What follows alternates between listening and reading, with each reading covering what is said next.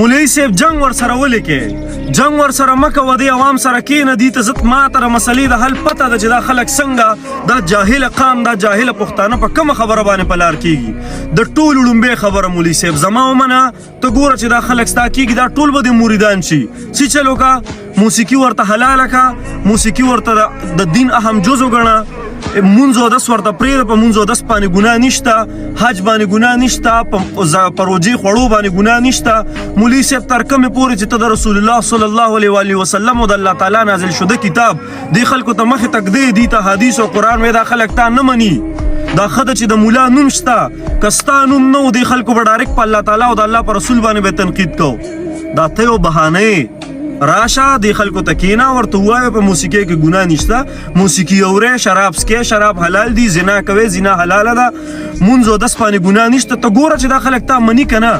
یا جاهل قامه د رباب نم سم سسیش جوړ کړي موسی هم په قبر کې په سلوري کو هغه یو وایي چې موسی چې دی دا رباب دی ابل وایي مونږ به الله ستاسو مطالبې منو چې تر څو پورې تاسو د موسی مجسمه نه تیاره کړې رباب مول په لاس کې نه ورکړې دا موسی دی دغه د رباب په ځای باندې ډول چې دی نو دغه یونیورسټۍ ته وړه بیا هم سکول نن به د موسی مجسمې له تاسو غاړه کې ډول اچو یا لکه ستاسو عقل او شعور څه شو یاد ساتئ نن چې دا ګستاخي کیږي کله د یو طرفه ویډیو راځي کله پوسټونه کیږي کله پښتون بنیري ویډیوګانې کوي پوسټونه ورکوي د الله او د الله د رسول خلاف د دې د شاته ټول نه غټه وجه زمونږ دا ټول پښتانه دي په دغه ګستاخۍ کې ټول پښتانه انوالو دي ټول پښتانه په دې کې شریک دي په دغه ګستاخ رسول کې ولې یو راځي په مولا باندې تنقید کوي دا یاد ساتئ په کوم ځای کې چې تاسو په مولا پسې کنځل کوئ دا تاسو انډایرکټلی ډایرکټ په الله تعالی باندې تنقید کوئ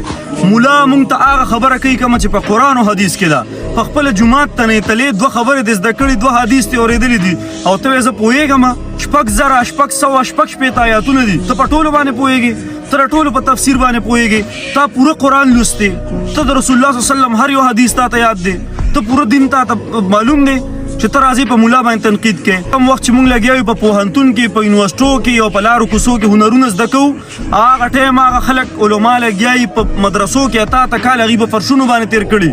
هغوی سړی روټۍ خوړلي د څه دپاره د هغوی دوه زده کړي قرآن او حدیث ته د هغه باره کې دا ته چې کوم تنقید په اذان کې ته په مولا باندې کې ته د مولا په خبرو باندې کې دا ته ډایرکټ د الله تعالی په خبرو باندې تنقید کې دا ته په قرآن باندې تنقید کې دا ته په حدیثو باندې تنقید کې